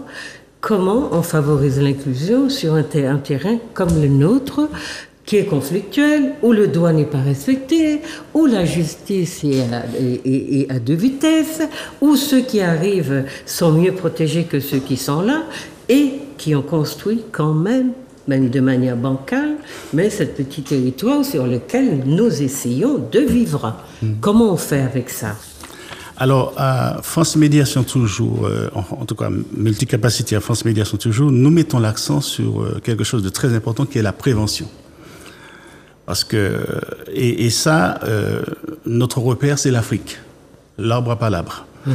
Donc, sous l'arbre à palabre, les enfants sont enseignés, les adultes sont enseignés par les anciens. Ce qui fait que dès la jeunesse, l'enfant reçoit une connaissance et il sait quelles sont ses limites, ce qu'il doit faire, ce qu'il ne doit pas faire. Et en grandissant avec cette connaissance, il est dans un projet où il va éviter les conflits. Parce que dès l'enfance, il a reçu une connaissance qui lui permet de... Là, je ne dois pas faire ça. Je ne dois pas m'aventurer là. Il y a un certain nombre de choses que je ne dois pas dire. Je dois respecter les anciens. Parce que tout à l'heure, vous avez dit que, justement, on ne sait pas dialoguer. Et je pensais, non, dans le cadre colonial esclavagiste de la société actuelle, on ne sait pas le faire. Mais la civilisation des origines africaines, elle n'a jamais rien fait d'autre que d'apprendre aux générations à discuter et à hiérarchiser les responsabilités, etc. Donc on est bien dans un problème de civilisation perdue et qu'on essaye de se réapproprier. Exactement. D'accord. Donc l'arbre à palabre, pour les nôtres qui ne savent pas ce que c'est, il y a un psychologue qui s'appelle Didier Anzieux qui a écrit un très beau texte sur la palabre. Donc cherchez si vous avez l'occasion, c'est un psychologue et c'est très intéressant parce que toute la civilisation africaine dans son ancienneté, son antériorité est contenue dans cette disposition qui concerne le collectif. Comment on fait vivre un collectif quand on est passé sous les pieds des éléphants qui constituaient les colons et la colonisation et leur prétendu système qui civilise et qui en fait n'a fait que nous déciviliser. Mais maintenant on rattrape le coup avec des métiers nouveaux. Oui, et puis, donc, je vous ai parlé de notre prochaine session qui aura lieu en septembre 2024. Donc, il n'y a pas de prérequis. Donc, il y a simplement un questionnaire d'évaluation pour toutes les personnes qui voudront participer à cette formation. Et à la fin de la session, donc, nous leur offrons une attestation de fin de formation en attendant d'avoir un titre professionnel qui leur sera donné de manière rétroactive. D'accord. Donc, vous êtes en train de solliciter les vocations, de susciter plutôt les vocations et dire aux gens. Mais on rappelle qu'on ne devient pas médiateur comme on devient, je ne sais pas, secrétaire, on a à gérer. On devient médiateur en ayant une très forte conscience du contexte social, sociétal dans lequel on est Et donc, quand vous voulez vous intéresser à ces métiers-là, il faut bien faire attention que tous les déficits que nous avons en termes de connaissance de notre culture, de notre civilisation, même si on vous a versé dans l'universalisme, d'accord, n'oubliez pas que le nôtre, cet universalisme-là, il est franco-français. Donc, si vous voulez savoir ce que c'est qu'être martiniquais, puisqu'il paraît que ça existe, hein, martiniquais, eh bien, il y a du travail à faire et il y a de très bons ouvrages anthropologiques sur les conflits chez nous.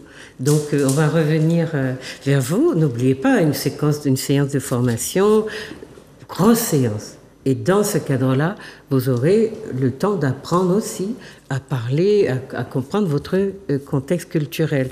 Tout ce que on vous a enlevé en vous disant que vous étiez venu sorti de la cale du bateau. Donc,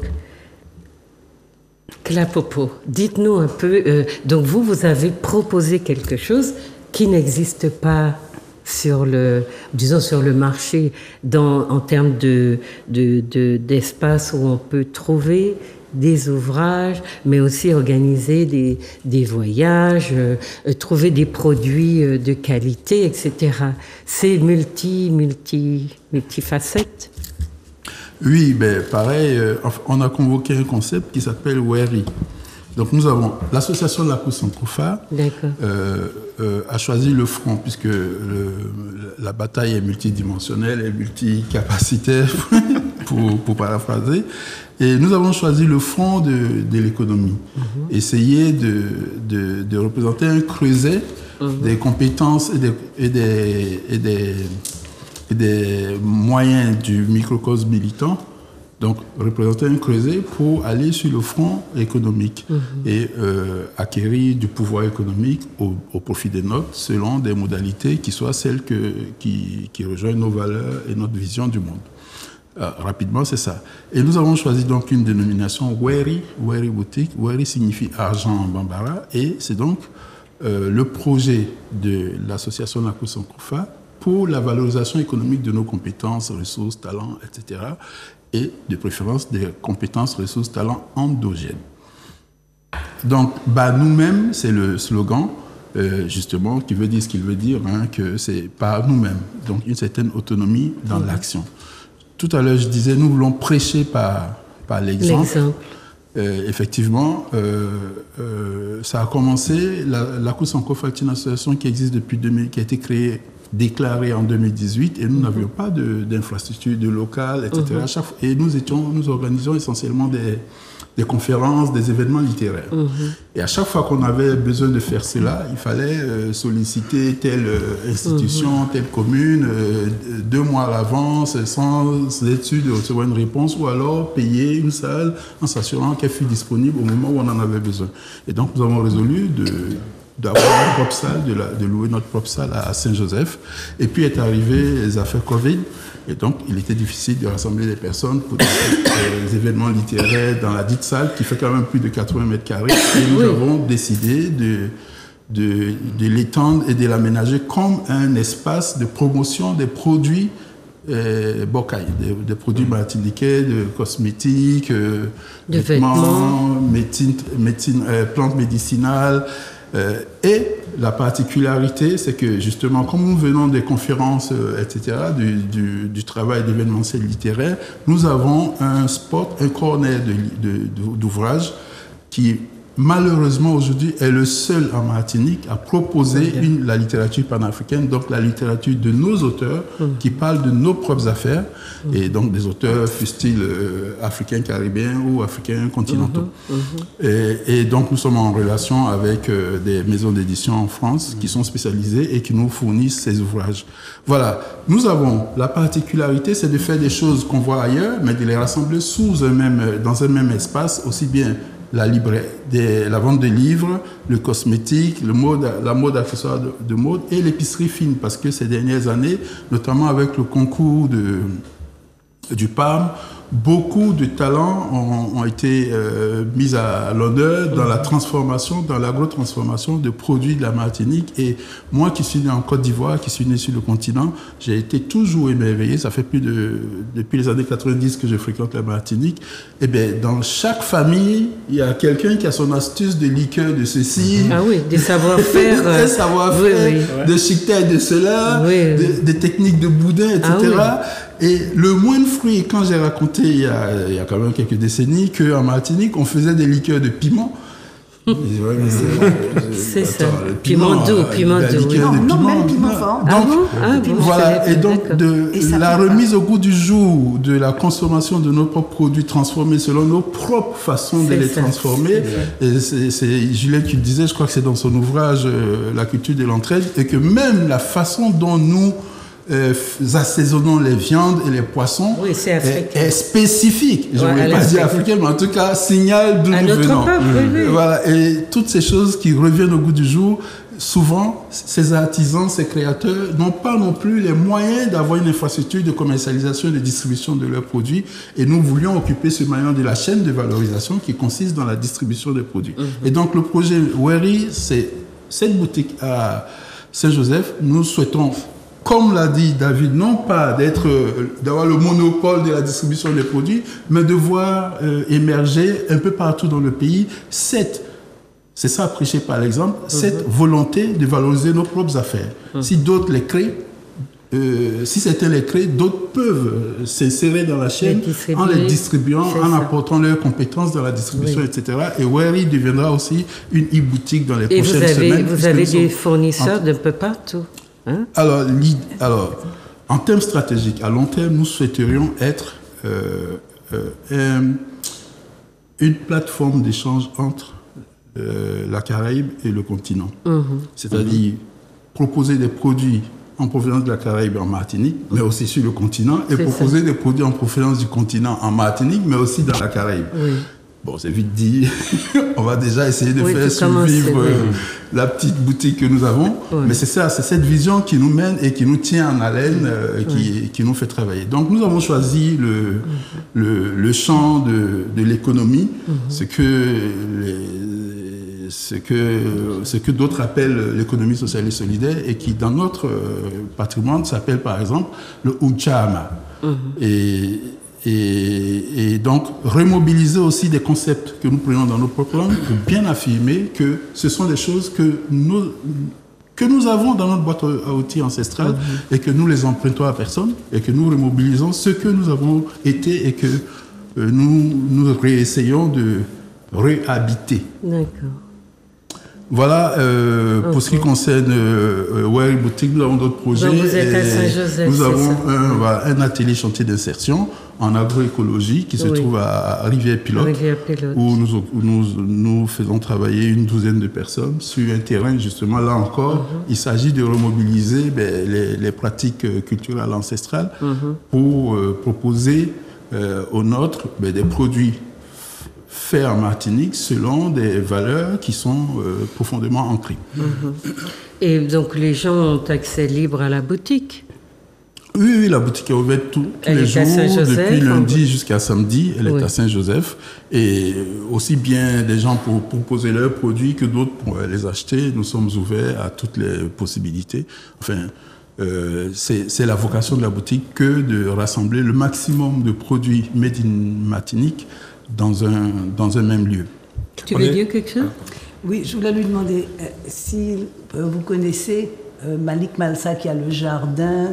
C'est quoi son jardin à Saint-Anne? Santé, quelque chose avec la santé, oui, un truc comme ça. Le jardin de la santé, quelque chose comme ça. Et lui, il fait des produits. Je le connais des réputations. Voilà.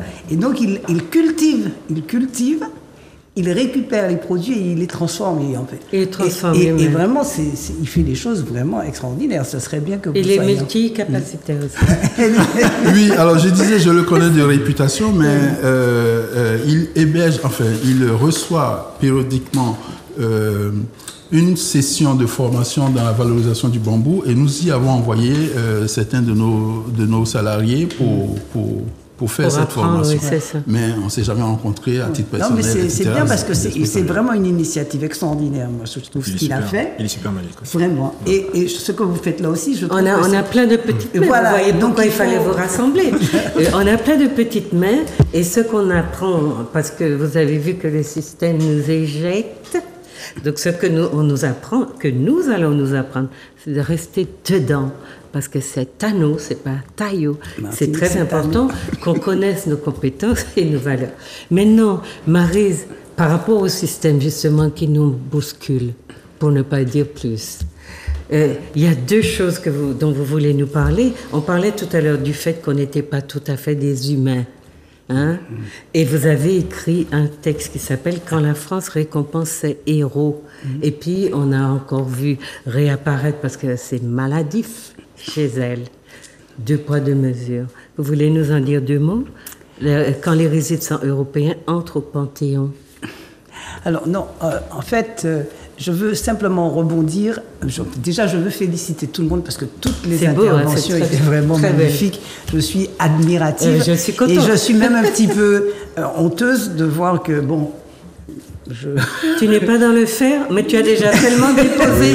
Tu as tellement déposé dans cette société. Mais quoi qu'il en soit, vraiment, je félicite chacun d'entre vous. Et votre intervention m'a beaucoup interpellée aussi parce que je me dis, comme ce que disait Juliette, c'est-à-dire que en fait, comme c'est multicapacitaire, il va falloir entrer dans la psychologie même. Exact. Alors la psychologie sociale, exact. La psychologie historique, etc. Et ça, c'est magnifique parce que c'est vrai qu'on nous a donné tout un tas de codes qui sont des codes européens, exact. Des codes de dominateurs, alors que nous ne sommes pas européens et nous sommes dominés. Exact. Donc forcément, nous allons essayer de réfléchir. Il y a une distorsion entre ce que nous sommes et la réflexion qu'on nous demande de porter. Exactement. Et c'est vrai que... Ou la manière de soigner le malade, entre guillemets. Voilà.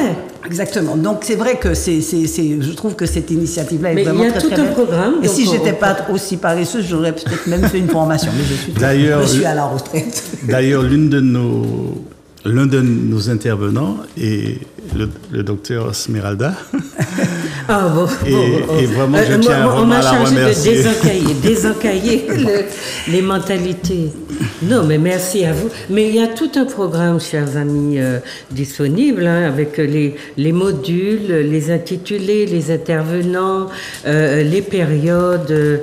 Et vous n'êtes pas assiégés. Hein, il y a des séminaires d'une semaine. Exact. Et puis des temps de repos. Et puis il y a écrire un petit travail de mémoire. Exact, à la fin. À la fin. Maintenant, on va écouter. Vous voyez, on se complète. Hein? C'est pour ça que je vous ai mis ensemble. Pas pour faire du remplissage. La preuve, chacun de vous va laisser quelque chose. Et nos téléspectateurs nous diront s'ils veulent plus d'informations. Donc à ce moment-là, on fera revenir chacun et on va prendre le temps de dérouler les contenus et les problématiques sociales, sociologiques que ça pose, parce que c'est ça qui nous intéresse. Refaire notre société, la reprendre en main, parce qu'il y en a qui se chargent de nous la prendre. Il n'est pas question que nous perdions notre place dans ce territoire-là, quels que soient les projets qu'on a, de nous en éjecter. Voilà, Maryse. Oui, alors, je voulais rebondir sur une expression que Juliette, tu as utilisée tout à l'heure, qui était nous sommes d'esclaves, ou même nous sommes devenus des citoyens, mais qu'en réalité, cette citoyenneté-là n'est pas respectée, en tout cas, ce n'est pas une citoyenneté à l'égal de celle du dominant, enfin du maître esclave, esclavagiste. Ça m'a interpellée. Pourquoi? Parce que je me suis souvenue du président des Français qui disait que les gens qui ne se font pas vacciner ne sont pas des citoyens. Il avait dit ça. Oui. Donc, quand on refuse de se soumettre à certaines règles de la République, édictées par le Tout-Puissant de la République, on n'est pas des citoyens. Et j'avais écrit un petit texte qui s'appelait Citoyenneté versus humanité. Et je lui disais, je n'ai rien à faire de votre citoyenneté, j'ai pas besoin d'être une citoyenne, je suis un humain. D'accord. Et je lui expliquais, que la citoyenneté, c'est un statut légal, acquis. Donc, c'est un statut que les hommes ont inventé et qu'on donne ou qu'on peut même enlever. Tandis que l'humanité, c'est quelque chose, comme dirait mon ami Monotuka, qui n'est pas négociable. Je suis un être humain, point. Vous pouvez écrire ce que vous voulez. C'est ça. Vous pouvez dire que je suis un meuble. Vous pouvez dire ce que vous voulez. Je suis et je reste. Donc, c'est un statut naturel, inné. C'est ça. Donc, la citoyenneté, c'est parce qu'ils utilisent ce type de concept qu'ils arrivent à nous berner. On va se revendiquer comme citoyen. Qu'est-ce qu'on va faire? On va revendiquer les droits du citoyen en oubliant que ces gens-là contestent notre humanité. C'est ça. Et c'est ça qui se passe. Et donc, justement, pour parler du petit texte que j'ai écrit il y a quelques jours, j'étais en train d'écouter la radio et j'entends toute une cérémonie où le président des Français est en train d'inaugurer l'entrée au Panthéon de 2 résistants. Non, pas arméniens. Alors, Missak et Méliné Manouchian, qui sont, oui, effectivement. Arméniens, quoi? Ils sont oui, tu as mis arméniens. C'est ça. Donc, ils sont arméniens. Donc, 2 Arméniens qui étaient des militants communistes. Qui étaient des militants, qui étaient donc des immigrés en France pendant, ils sont arrivés avant la seconde, la deuxième guerre, puisqu'il y en aura une troisième, on peut plus dire la seconde. Et donc, ils se sont battus pour la France, ils sont entrés en résistance et le mari, M. Missak Manouchian, a été fusillé, exécuté par l'armée allemande. Donc j'écoute la radio et j'apprends que ça faisait pile 80 ans qu'il avait été assassiné, c'était le 21 ou le 22 février. 21 février 1944. Et là on était 21 février 2024, 80 ans après, ces 2 personnes entraient au Panthéon comme étant de grands hommes à qui la patrie voue une grande reconnaissance, puisque c'est ce qui est marqué sur le fronton du Panthéon, aux grands hommes, la patrie reconnaissante. Oui. C'est très bien, je ne discute pas, je suppose que c'était vraiment des gens extrêmement courageux qui ont vraiment... qui se sont battus pour la bonne cause, pourquoi pas. Donc quand la France récompense ses héros, les Européens entrent au Panthéon. Les résistants européens ont une place au Panthéon. Et puis, quand la France récompense ses héros, les résistants africains sont exécutés, fusillés par l'armée française. Et je parle de... Enfin, des tirailleurs sénégalais. Les tirailleurs sénégalais qui ont été exécutés par l'armée française. C'est l'armée française qui les a exécutés. Oui. Et donc, ça se passe 8 mois ou 9 mois après l'exécution de Missak Manouchian. On est toujours en 1944. On est au mois de novembre. La France, les tirailleurs sénégalais, qui n'étaient pas tous sénégalais, ils venaient d'un peu partout. Oui, c'était un titre générique, mais qui exprimait quelque part le mépris de... Mais les nôtres sont aujourd'hui recrutés par leur SMA, c'est nos petits tirailleurs sénégalais. Oui, tout à fait. D'accord. Et donc, ces gens-là, ces tirailleurs sénégalais ont été exécutés par l'armée française en novembre 1944. Et ils sont tous... Alors, la France reconnaît 35, il y a des gens qui disent plus de 100, des centaines, et il y a des gens qui disent 400. Oui, des Moi, centaines. je ne sais pas combien, alors j'ai dit plus de 100 en tout cas, ont été exécutés par l'armée française et ont été ensevelis dans une fosse commune à Tiaroy, au Sénégal. Et depuis, la France a longtemps nié ces faits-là, jusqu'à ce qu'on découvre ce fameux cimetière de Tiaroy. C'est une historienne française dont j'oublie le nom, que j'avais rencontrée à Nantes, qui avait fait beaucoup de recherches, et qui finalement avait localisé la tombe des tirailleurs sénégalais. Et donc la France, après, ne pouvant plus continuer à nier dans le déni, ça, a finalement reconnu que il y en avait 35. D'accord. Bon, pourquoi pas. Donc tout ça pour dire simplement que, à l'heure où nous parlons, ils n'ont pas honte de faire entrer au Panthéon 2 résistants français, dont un qui est mort pour la France, immigré, et de ne même pas aborder la question de ce qui se passe pour les tirailleurs sénégalais qui sont ensevelis dans une fosse commune. Ne serait-ce que les retirer de cette fosse, faire quelque chose. Mais on ne dit pas pourquoi ils les ont fusillés. Alors, ils les ont fusillés, simplement parce qu'ils avaient réclamé leur sol. C'est tout. Alors, une fois qu'on a dit ça, mais à la limite, même c'est pas tellement important, je vais dire pourquoi. Parce que ce qui se passe, c'est qu'on est à ce moment-là sous le Code de l'indigénat, en 1944. Le Code de l'indigénat va s'appliquer jusqu'en 1946. C'est un code qui distingue entre les Français de souche, les Français métropolitains, comme ils les appellent, et les sujets donc, c'est-à-dire tout ce qui était, tout ce qui n'était pas caucasien, les indigènes.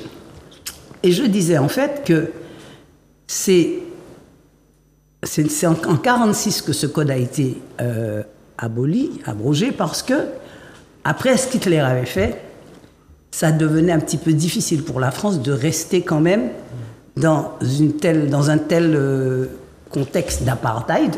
L'apartheid légal, parce que c'était quand même des lois de la République française. Nous, il y a une chose que je n'ai pas dite, mais c'est que ces tirailleurs sénégalais ont été exécutés sur ordre de De Gaulle. Mais absolument. Sur ordre du général De Gaulle, d'accord ? Donc, et c'est en ce sens que je dis qu'au moins, Hitler aura servi à quelque chose pour l'Afrique. C'est que si Hitler n'avait pas fait ce qu'il avait fait à des Caucasiens, parce qu'en fait, comme disait Césaire, le crime l'horreur du crime, c'est que c'était contre des Blancs. C'était contre des Blancs. Et donc, si Hitler n'avait pas fait ça, il est possible que le code de l'indigénat continue à s'appliquer encore pendant un petit moment. Et en plus, on n'aurait pas eu peur de réprimer encore plus, de manière encore plus sanglante, les tentatives ou les demandes de décolonisation présentées par toutes les colonies africaines. On rappelle qu'ils ont arrosé le Cameroun au napalm à cette époque-là et que des millions de gens... Voilà, le Congo, enfin tout. Alors, malheureusement, notre temps est en train de se terminer, mais je voulais que tu dises 2 mots de cet article de loi. C'est une loi. Oui, alors voilà. Juste avant qu'on parle, parce qu'il n'y a pas beaucoup de temps, mais au moins que tu l'évoques et nos téléspectateurs nous diront si tu reviens pour en parler. C'est important. Cet article-là m'a paru important parce qu'on milite au MIR. Nous militons, le MIR milite pour les réparations des afro-descendants pour le préjudice causé par les crimes commis par la France, par l'État français, les crimes de traite et d'esclavage pendant pratiquement 400 ans. 400 ans. Et puis, post-esclavagiste de colonisation, c'est-à-dire des méthodes d'éducation et des pratiques qui ont pour résultat de nous décérébrer, c'est-à-dire de faire de nous de véritables schizophrènes quand on nous apprenait nos ancêtres les Gaulois, quand on nous donne un passeport européen, tout ça, ce sont des modalités d'exercice de la colonisation qui n'ont pour but que de nous faire distendre ce que nous sommes réellement. Nous pensons européens, mais quand nous nous regardons dans la glace, on voit un Africain. Donc il y a forcément une espèce de déséquilibre. Et ça s'appelle l'aliénation, c'est-à-dire être étranger à soi-même. On se revendique. Exactement, on se revendique citoyen en oubliant qu'on est humain. Mais on ne réagit pas comme un citoyen, on réagit comme un humain, parce que le citoyen, il va aller se faire piquer, alors que l'humain, lui, il a peur de mourir. Et c'est ça, donc, ils sont en train depuis toujours, ça, c'est une déstabilisation mentale permanente. Complète, qui fait de nous, c'était un Canadien qui avait dit que la Martinique était un gigantesque hôpital psychiatrique, et il avait écrit tout un livre là-dessus. Oui. André, le psychiatre André, je me souviens. Il a dit que la Martinique est folle, c'est vrai. Mais dis-nous et donc, donc comme je pensais aux réparations, j'ai trouvé par hasard, je suis tombée dessus, sur un texte, sur une proposition de loi qui a déjà été votée en première lecture par le Parlement et qui a été soumise au Sénat alors, c'est une proposition du 6 août 2022, mais qui a été soumise au vote du Sénat après être passée en première lecture à OHR le 6 mars 2024, c'est-à-dire ça a 5 ou 6 jours. Et dans cette proposition de loi, Alors, elle s'appelle « Proposition de loi portant réparation des personnes condamnées pour homosexualité entre 1942 et 1982 », sur une quarantaine d'années. Cette proposition de loi dit « La République française reconnaît et regrette la politique de criminalisation et de discrimination mise en œuvre du 6 août 1942 au 4 août 1982 à l'encontre des personnes homosexuelles ou présumées telles et condamnées en application des dispositions suivantes. » Aujourd'hui abrogées, et il cite les articles qui, à l'époque, permettaient de condamner les personnes homosexuelles. L'article 2 dit, après l'article 24 bis, il est inséré un article 24 ter qui dit « Seront punis d'1 an d'emprisonnement et de 45 000 € d'amende ceux qui auront contesté par un des moyens énoncés à l'article 23 l'existence et la déportation des personnes en raison de leur homosexualité depuis la France en zone occupée comme en zone libre pendant la Seconde Guerre mondiale. Seront punis des mêmes peines ceux qui auront minoré ou banalisé de façon outrancière par un des moyens prévus à l'article 23 l'existence de la déportation, donc d'être dans le déni de la déportation des personnes en raison de leur homosexualité. Ces personnes victimes de discrimination en application ont droit au bénéfice des mesures suivantes: une allocation forfaitaire fixée à 10 000 €, une allocation forfaitaire variable en fonction du nombre de jours de privation de liberté, fixé à 150 € par jour, le remboursement, etc. Bien, voilà. Donc, c'est la réparation des personnes homosexuelles qui ont été condamnées en application d'un texte qui, à l'époque, était en vigueur. Et on prend des mesures précises pour dire que le déni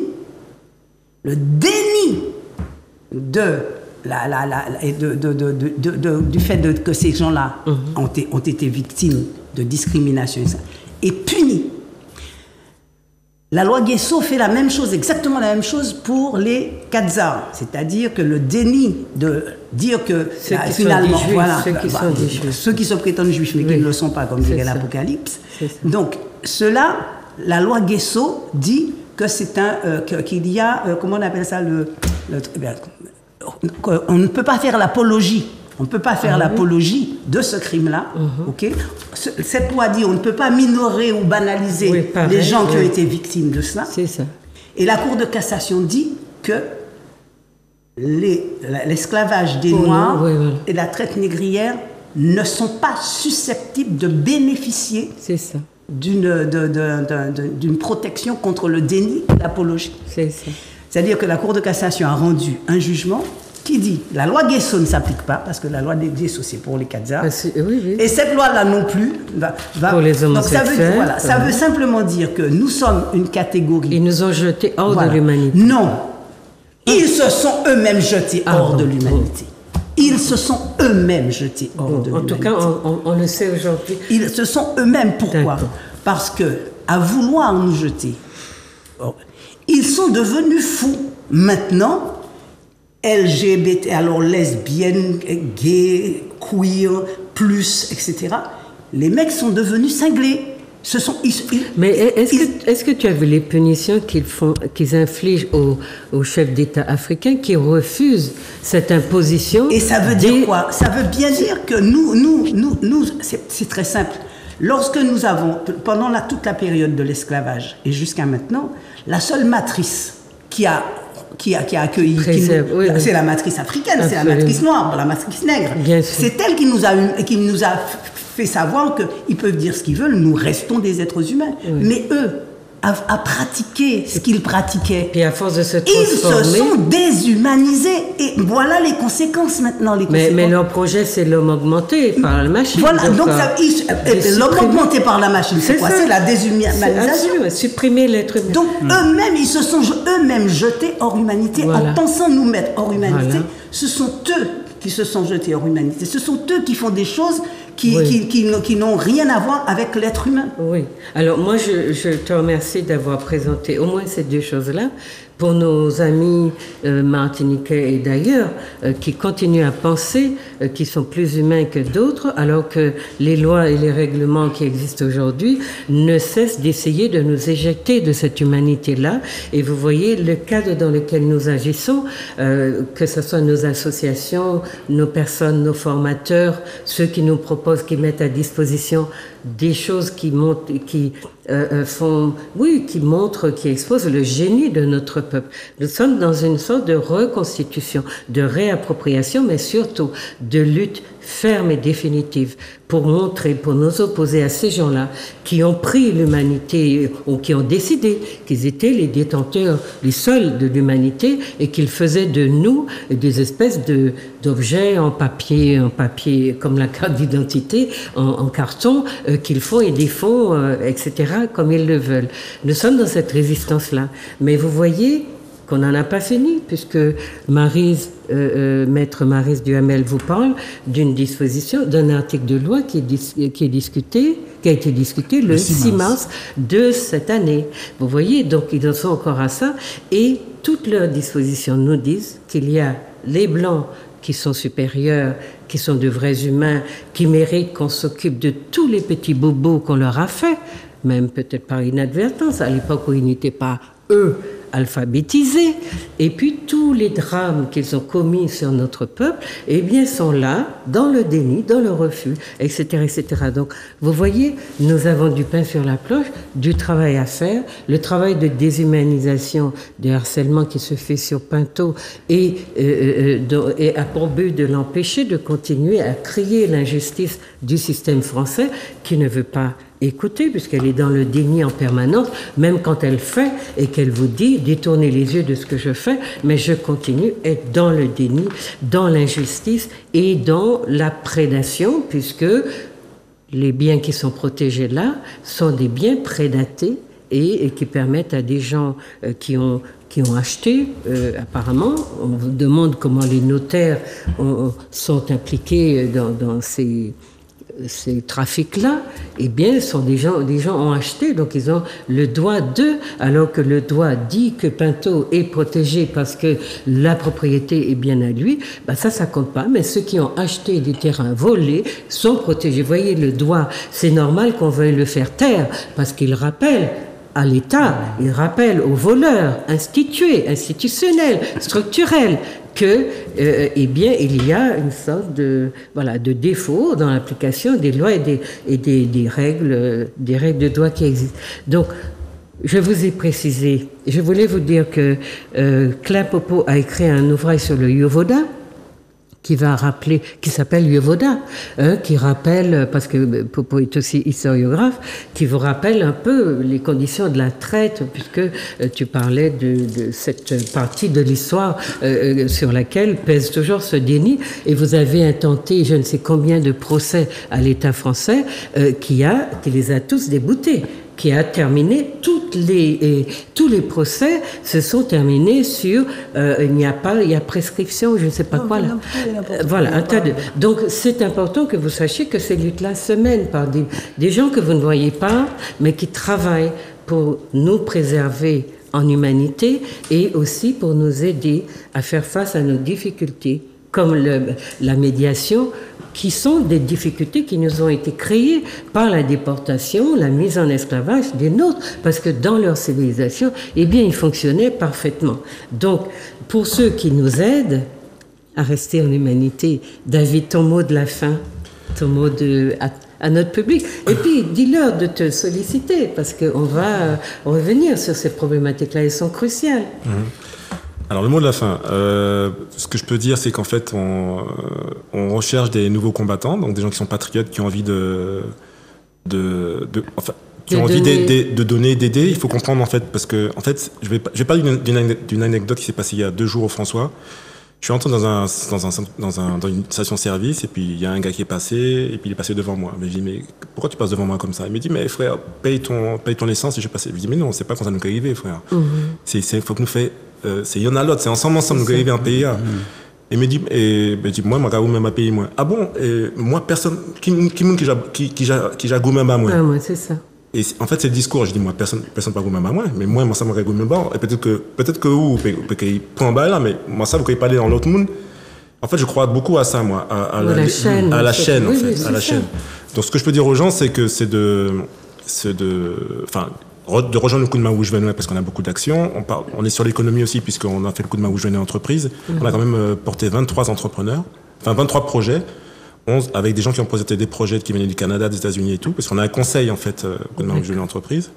Donc, de nous rejoindre, il y a vraiment de quoi faire en Martinique. Sachez que les combattants, donc c'est vraiment une dynamique, en fait. Donc, les combattants rentrent au coup de main au Juven-Ouest, c'est une organisation assez structurée. On fait des choses pour le peuple, on fait aussi des choses pour nos combattants. Donc voilà, c'est parce que l'entraide, c'est bien beau de donner, mais c'est bien aussi de savoir recevoir. Bien sûr. Donc voilà. Et une dernière chose, déjà, je voudrais te remercier de cette invitation que j'ai acceptée. Je suis plutôt discret, comme tu l'as dit, en règle générale. Et j'aimerais dire à mon peuple, en fait, déjà, gros soutien à Pinto. Ce qui se passe là, j'ai pas trop abordé le sujet, mais je soutiens à fond son combat, enfin le combat du KJM, donc du collectif Justice Martinique. Et toutes les associations, que ce soit la Sopamar qui font un travail remarquable, il y a le coup de main, bien sûr, mais il y a la Sopamar, le collectif Justice. Il y a beaucoup de collectifs en Martinique, donc je les soutiens. Et je voudrais dire à mon peuple, en fait, que nous devons croire en nous, en fait. Nous devons croire en nous de manière déterminée jusqu'à la mort. Si on ne croit pas en nous, si on ne croit pas en notre destin, on disparaît. Ce sont d'autres qui feront les choses à notre place. D'autres arrivent ici, prennent des subventions et transforment la Martinique comme ils le veulent. Donc voilà. Après, je peux comprendre la mentalité expatriée, parce que eux-mêmes se définissent comme expats. Hein. C'est-à-dire qu'ils se disent français, mais eux-mêmes se définissent comme expats. Ça veut dire dans d'autres pays étrangers. Oui, voilà. Ça veut dire ce que ça veut dire en fait. Ça, yes. Donc voilà. Donc j'aimerais juste dire ça à mon peuple, de croire en lui, de travailler, de viser l'excellence. On a eu d'excellents anciens dans notre passé. Nous pouvons nous appuyer sur leur travail et de continuer à avancer sans peur, surtout. Popo, ton mot de la fin? Oui, je voudrais donner un coup de force, envoyer un coup de force à toutes les initiatives qui consistent à prêcher par l'exemple. Je pense que nous devons être suffisamment modestes pour comprendre que la critique du système a été faite par des gens beaucoup plus brillants que nous depuis des décennies et il nous revient d'identifier notre mission, de l'accomplir ou de la trahir. Bravo. D'accord. Donc, Monsieur Pamphile. Alors, merci pour l'invitation. Et puis, je dirais à toutes les personnes qui seraient intéressées d'acquérir de l'expérience en matière de gestion des conflits. Donc, ces personnes-là peuvent s'inscrire à notre prochaine session de formation qui aura lieu en septembre 2024. Oui. Et puis, je suppose qu'ils ils sauront à qui se référer pour l'inscription. Bien sûr. Oui, parce que nous allons communiquer dessus. Voilà. D'accord. Donc, merci d'avoir été là. Et toi, le mot de la fin, Maryse Duhamel? Alors, le mot de la fin, puisqu'on adresse à chacun s'adresse au peuple. Oui. Je voudrais dire aux Martiniquais et à tous les afro-descendants dans les dernières colonies françaises que notre seul et unique problème, c'est le colon, c'est l'État colonial, c'est la domination coloniale. Nous n'avons pas d'autre problème que celui-là. Nous avons certainement vécu des choses qui nous ont un petit peu perturbés, aliénés, etc. Mais ça, c'est des choses qu'on peut régler nous-mêmes. Tandis que tant qu'on a l'oppresseur sur le dos, on ne peut rien faire du tout. Donc, cet oppresseur-là, je pense que il faut que nous comprenions une chose, c'est que les mouns, les humains, c'est nous. Leur paradigme, leurs règles, leurs lois, leur culture, leurs croyances, c'est pas humain. Ce n'est pas humain. Je ne sais pas ce que c'est. Oui. Mais ça n'est pas l'humanité. Les vrais humains, on va encore me traiter de raciste parce que j'avais dit que nous sommes les vrais porteurs d'humanité. Les vrais humains, ce sont ceux qui se définissent comme étant des êtres avec un corps et au moins un esprit, s'il y en a qui ne croient pas en l'âme. Moi, je crois qu'il y a l'âme, mais au moins un esprit. Ces gens-là sont tombés dans le matérialisme. Leur valeur de référence, c'est l'argent, le capitalisme. Et donc, ce sont des gens qui ont perdu tout contact avec la spiritualité, avec la divinité. Alors, si vous ne voulez pas l'appeler la divinité, appelez comme vous voulez, la source, comme vous voulez. Mais ce sont des gens qui ont renoncé à leur humanité, et je crois maintenant profondément qu'ils l'ont perdue. Alors, pour l'amour du ciel, mon peuple, pour l'amour du ciel, ne cherchez plus à leur ressembler. Tant que vous pourrez vous éloigner, si vous les voyez aller à droite, eh bien allez à gauche. parce que ces gens-là mènent le monde directement à sa perdition. Oui, et puis comment vouloir continuer une société si tout le monde est LGBT? Enfin, je sais pas. Non, mais il faut. Mais en plus, c'est vrai, c'est le but de la. Non, mais comment éviter ça? Et je ne sais pas pourquoi les gens qui se mettent à défendre des causes indéfendables croient que c'est bien de paraître libéral, moderne, et en embrassant toutes sortes d'idées abracadabrantes. Je veux dire, personne n'empêche les gens qui ont leur tendance à vivre leur vie privée, ce qui se faisait. Maintenant, vivez vos vies privées, mais ne rendez pas la société LGBT. Mais c'est devenu une valeur maintenant. Quand non, mais et puis en quoi les gens qui n'ont pas de socle intellectuel solide croient que ça fait bon genre de défendre. Ah non, je crois plutôt que ceux-là sont parce que ce sont les intellectuels qui ont envie de défendre ça. Les gens qui sont tout simples là, qui ne sont pas allés bien loin à l'école, ont bien compris que. Okay. Vous avez compris, hein, Marie vous a dit ce qu'il y a à dire, et nous on vous retrouve bien dans vos réactions, peut-être dans vos demandes d'approfondissement, mais c'était beaucoup de choses en même temps, peut-être beaucoup de problèmes, mais nous sommes dans ça. De tout ce qu'on a dit là émerge une volonté d'assumer quand même notre destinée à partir des moyens qu'on a, et même quand on n'a aucun moyen, vous voyez qu'on peut faire donc solidarité et coup de main si vous voulez, apprenez à vous connaître par la médiation et à résoudre nos problèmes, parce qu'en fait la médiation vous apprend à ne pas aller forcément, enfin vous évite d'aller devant un tribunal et vous ne savez pas quelle décision sera prise contre vous, donc préférez les multicapacitaires qui vont vous protéger peut-être davantage et vous apprendre à dialoguer. Et surtout ce que nous avons perdu. Merci d'avoir été là. Merci Marie, merci David, merci Popo, merci Dominique. Et puis au plaisir de vous retrouver au mois prochain, ou même avant, faites-moi un signe. À bientôt.